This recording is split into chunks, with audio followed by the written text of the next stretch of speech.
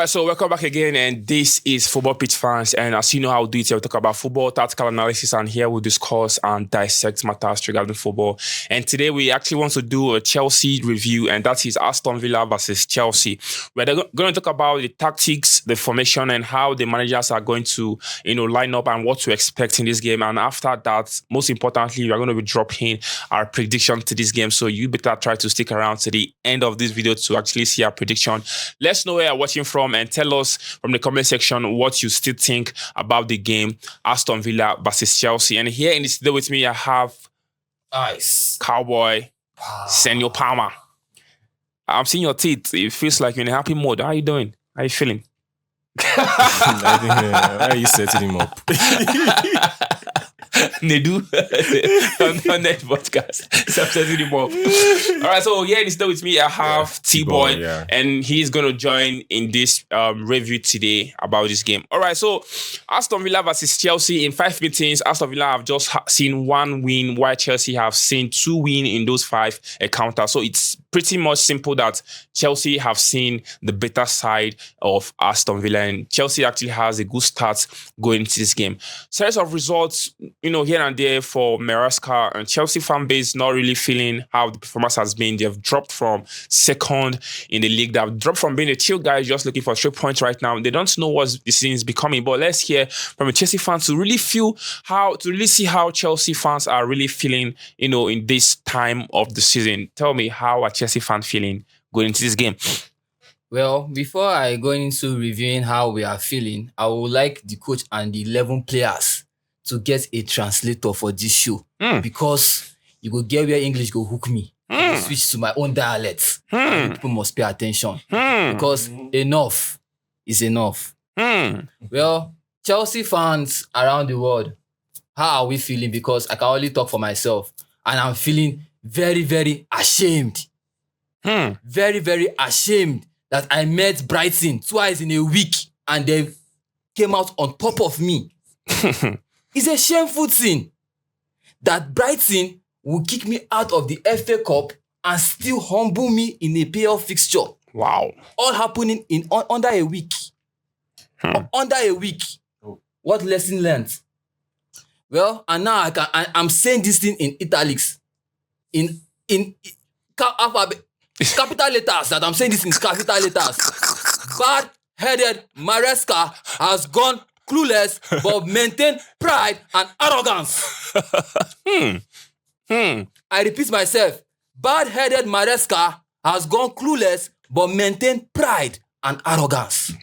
Now, I remember going into the beginning of the season when Chelsea were selling players and buying. Maresca came in with Kieran Dewsbury Hall, the most useless signing. The most useless signing I've seen in my whole entire life. What is the work of Dewsbury Hall in the Chelsea squad? What is his work? And he said, this is the player that will come and implement his play from the back. And that guy has been in the bench since then. But you sold my Conor Gallagher. That's painful. You sold my Gallagher. You brought Dewsbury Hall. That is a downgrade. A downgrade. Now, Caicedo don't tire. Nobody to help out that boy. Nobody to... You see an energetic all-round midfielder as Gallagher. Even if that boy was okay as a squad player. Gallagher loved the team to the end. He was okay as a bench player. Was okay as a substitute. The few times he was called upon, he performed. At some point, Gallagher was the only place in our midfield. You saw that boy. Now only Enzo and Caicedo now with the share between. We need Gallagher in that midfield, whether you like it or not. Gallagher is missing now. Now we want Gallagher. If there's any Chelsea fan that have not traced our problem to the Gallagher being missing in the midfield, then I don't know what you're saying. Now let's go again. You loaned out Renato Viega without even giving him a PL and EPL playing time. You loaned him out. Now we have defensive crisis. Cowboy is not the man for the job. He doesn't have the maturity yet. Man for the job. But you loaned out Renato Viega without giving him the playing time. Now the right wing is shitty. Take Palmer to the right wing where he started from, which obviously he was doing well, and bring João Felix to the number 10 row or Nkunku, or even take Nkunku to number 10 row, take João Felix to the central forward row, and leave Palmer in the right wing row, or take João Felix to the right wing row or left wing. There are different ways to tweak this formation and get results. But no, you loaned out João Felix and still came out and said that he's not missed. And then some Chelsea fans will come out and tell me that João Felix would have remained in January and fight for his spot. Do you know that João Felix was a golden boy? Do you know the kind of player João Felix is? Obviously, he wants a playing time because he should be playing. He's that good. He should be playing. Not to be fighting for spots and jerseys. The few times we called upon him, he came and he performed. He wasn't supposed to be loaned out. He was supposed to still remain in that squad. Palmer has gone cold. Nobody to replace him. We don't have any striker on the bench. All our strikers are injured. The problem of Chelsea has started again this season.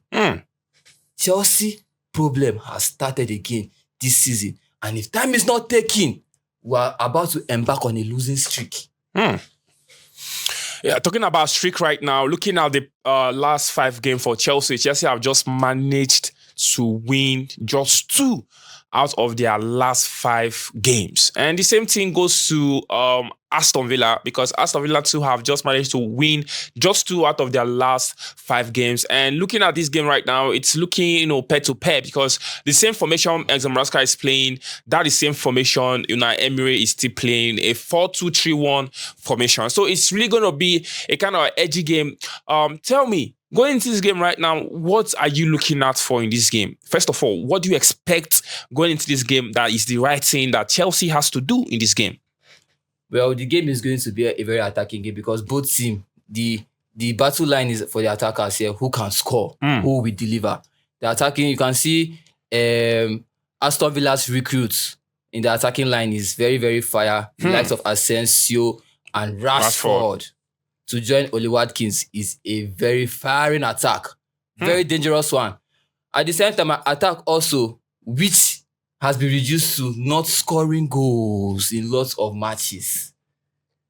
Now we have the problem of scoring goals. I cannot even vouch for my attack, although it's also firing. The likes of Neto, Madueke, and Nkunku, because Jackson is injured, McGill is injured. So it's going to be an attacking battle, because the midfielders, if you look at it, the midfielders are well matched.